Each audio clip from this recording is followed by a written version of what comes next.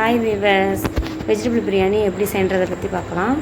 ஒரு பாத்திரத்தை எடுத்து அடுப்பு வச்சுட்டு அது காஞ்சதுக்கப்புறம் எண்ணெய் ஊற்றி பட்டை லவங்கம் எல்லாம் போட்டு வெங்காயத்தை போட்டு நல்லா வதக்கிக்கலாம். வெங்காயம் வதங்கினதுக்கப்புறம் 2 ஸ்பூன் இஞ்சி பூண்டு பேஸ்ட்டு சேர்த்துக்கலாம். சேர்த்து நல்லா வதங்கினதுக்கப்புறம் அது கட் பண்ண தக்காளி, புதினா மல்லி இலை எல்லாத்தையும் சேர்த்துக்கலாம். சேர்த்து நல்லா வதக்கி விட்டுருங்க.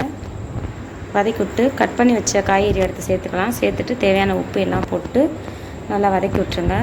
வதக்கி நல்லா வதங்கினதுக்கப்புறம் தயிர் சேர்த்துக்கலாம்.